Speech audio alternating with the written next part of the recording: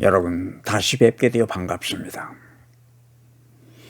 많은 사람들은 요한복음에는 크리스마스 이야기가 없다고 생각하는 것 같습니다. 그러나 가장 멋진 크리스마스의 메시지는 요한복음에 있지 않나 하는 생각을 저는 하게 됩니다. 요한복음 첫머리를 읽으면서 사람들은 창세기의 첫머리를 연상하지만 잘 읽어보면 그런 것만은 아니라는 것을 곧 알 수 있습니다. 요한복음 1장 1절에는 태초에 말씀이 계셨다. 그 말씀이 하나님과 함께 계셨다. 그 말씀은 하나님이셨다고 선언합니다. 그리고 요한복음에는 상징적인 표현이 많다는 것이 특징이라고 할 수 있을 것입니다. 예를 들면 로고스는 말씀이라는 히라보인데 이 말씀에 예수를 대입하면 요한이 하려는 이야기의 의미가 아주 명백하게 되는 것을 우리는 곧 알 수 있기 때문입니다. 태초에 예수가 계셨다. 그 예수가 하나님과 함께 계셨다. 그 예수는 하나님이셨다. 이것은 한마디로 예수는 하나님이셨다고 하는 이야기입니다. 그런데 사도 요한은 이것을 빙 돌려서 이야기합니다. 요한복음 1장 4절을 보면은 그 안에서 생겨난 것은 생명이었으니 그 생명은 모든 사람의 빛이었다고 했습니다. 그리고 또 5절로 내려가면 빛이 어두움 속에서 비치니 어두움이 그 빛을 이기지 못했다고 했습니다. 사도 요한은 자기들의 독자들이 그래도 무슨 소리인지 못 알아들을까 보아서 1장 10절과 11절에서 그는 세상에 계셨다. 세상이 그로 말미암아 생겨났는데도 세상은 그를 알지 못했다고 말하는 요한의 안타까워하는 모습을 볼 수가 있습니다. 만약에 요한복음이 우리 손에 없었다면 크리스마스 이야기는 그저 하나의 동화 같은 이야기로 끝이 났을지도 모르겠습니다.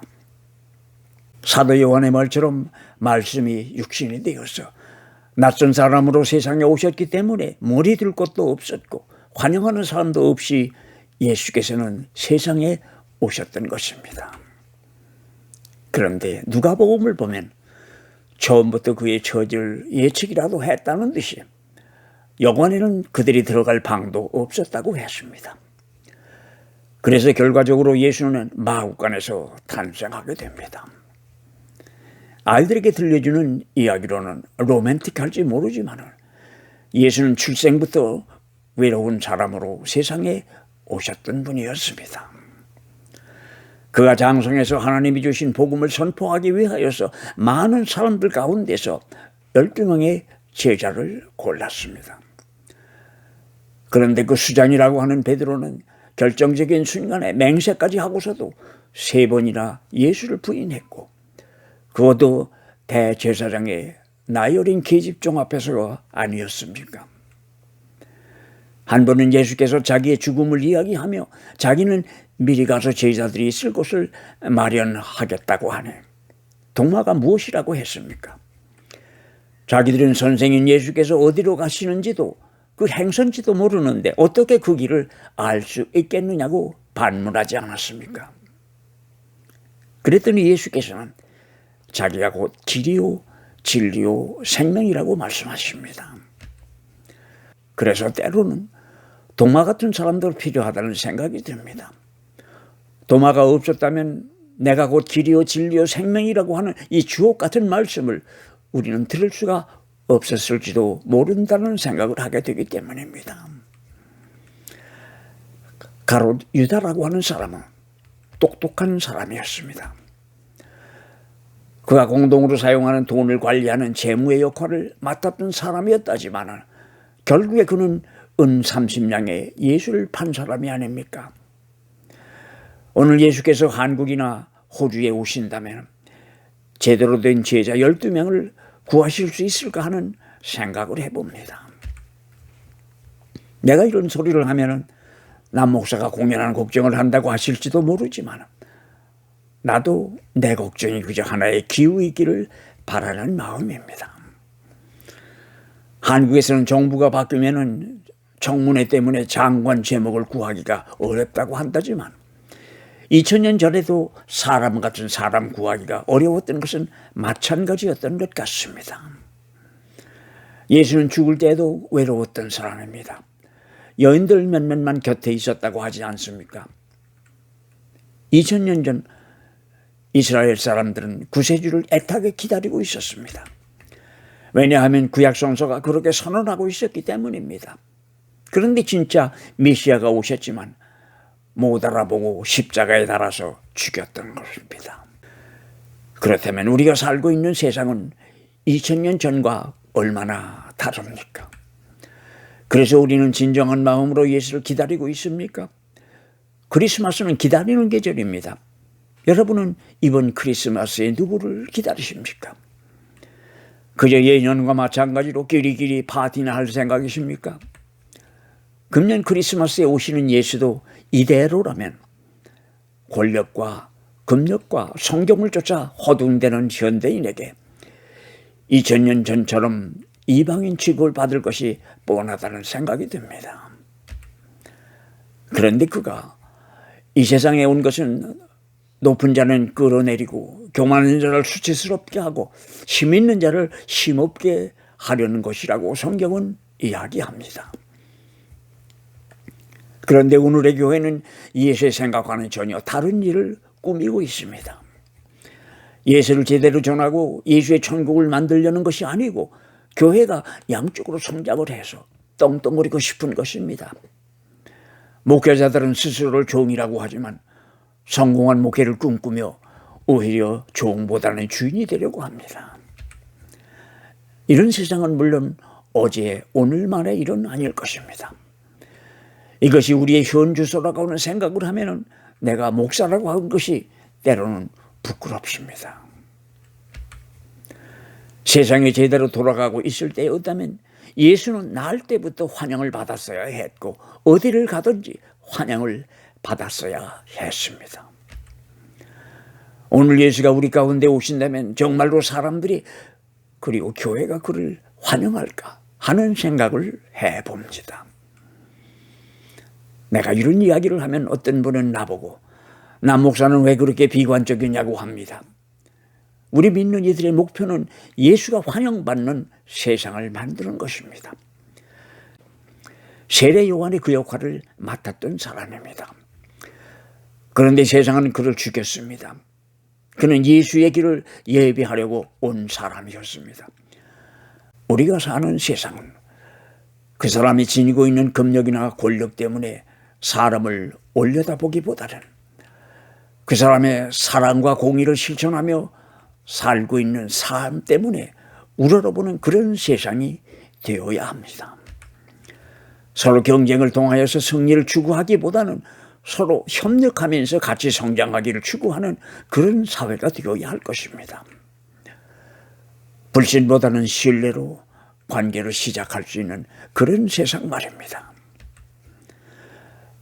연속극 같은 것을 보면 다른 사람을 이기려면 상대방의 약점을 하나씩은 쥐고 있어야 한다는 것이 세상을 이기며 사는 원리라고 가르치는 것 같습니다. 내가 아는 상대편의 약점을 보험이라고 생각하는 것입니다. 예수를 진정으로 환영할 수 있는 세상을 만들기 위하여 우리 사회에 필요한 것은 빈과 부의 격차를 줄이는 것입니다. 그런 세상에 오면 미움이 훨씬 줄어들 것입니다. 사람들이 잊고 있는 것이 있는데 빈과 부는 절대적인 것이 아닌 상대적인 개념이라는 사실입니다. 1인당 GDP가 2만 불인 나라의 사람들이 하루아침에 4만 불이 된다고 2배로 행복한 삶을 살 것이라고 기대하기는 어렵습니다. 행복을 가름하는 것은 단순한 경제성장의 문제가 아닙니다. 빈과 부의 간격이 사회적 행복지수를 좌우합니다. 경제성장이 안 되어서 망한 나라는 세상에 없습니다. 그러나 빈과 부의 격차가 멀어져 망하는 정권은 아주 많습니다. 예수가 추구하던 하늘나라는 너와 내가 같아지는 그런 인간 집단이었을 것입니다. 다 같이 잘 사는 것입니다. 그것을 위하여 필요한 생각과 방법을 예수께서는 사랑이라고 하셨습니다. 하늘나라는 장소나 공간이나 시간적인 개념으로 정의되는 것이 아니고 바로 관계로 정의되는 것입니다. 너와 나와의 관계, 그리고 우리와 저들과의 관계로 정의되는 것입니다. 하나님의 생각으로 사랑이라는 원리를 기초로 하여서 운영되는 그런 사회, 그게 바로 예수께서 이야기하시는 하나님의 나라일 것이기 때문입니다. 그 하나님의 나라를 구현하는 방법으로 제시된 예수님의 가르침은 우리가 세상의 빛이 되는 것입니다. 사도 요한은 그 안에서 생겨난 것은 생명이었으니 그 생명은 사람들의 빛이었다고 했습니다. 그리고 그 빛을 사람들의 생명이라고 말합니다. 그리고 그 생명은 예수 안에 있다고 합니다. 요한은 빛이라는 단어를 무척 좋아했던 것 같습니다. 예수는 세상에 빛을 오신 분입니다. 그래서 요한은 그의 복음서 8장에서 나는 세상의 빛이라고 예수께서 말씀하신 것으로 전하고 있습니다. 예수는 스스로가 빛으로 세상에 오신 분입니다. 그러므로 크리스마스는 빛의 축제이며 하나님이 내게 주신 빛의 오심을 축하하는 기쁨의 계절이 되어야 할 것입니다. 그 빛으로 세상에 오시는 이가 너희는 세상의 빛이라고 우리들에게 말씀하십니다. 우리는 그 소리를 들을 수 있어야 합니다. 크리스마스는 그 예수의 말씀에 다시 한번 귀를 기울이는 계절입니다. 그러면 예수의 빛은 어떤 빛입니까? 어두움을 몰아내는 빛입니다. 빛은 생명의 근원입니다. 빛은 환희입니다. 그런데 우리가 빛을 볼 수 있으려면 빛을 우리 눈으로 직접 감지할 수 있어야 합니다. 그것은 근원으로부터 오는 빛을 눈이 직접 감지하거나 아니면 어떤 물체에 닿고 반사되는 것을 보는 것입니다. 지나가는 빛은 볼 수가 없습니다. 우주 공간에는 많은 빛들이 왕래하고 있지만 밤하늘이 어두운 것은 지나가는 빛은 우리가 감지할 수가 없기 때문입니다. 너무 밝은 빛은 직접 보면 눈을 상합니다. 그래서 우리는 반사되는 빛을 봅니다. 그러니 우리가 빛을 보려면 반사하는 물체가 있어야 합니다. 예수를 믿는 사람들은, 예수의 말씀대로 살기를 원하는 사람들은 예수의 빛을 받아 세상을 향하여 비추는 사람들입니다. 우리가 예수의 제자가 된다고 하는 것은 그의 빛을 반사하는 거울이 된다는 뜻이 아니겠습니까? 여러분 같이 해주셔서 고맙습니다. 다음 주일 저녁 8시에 다시 뵙겠습니다.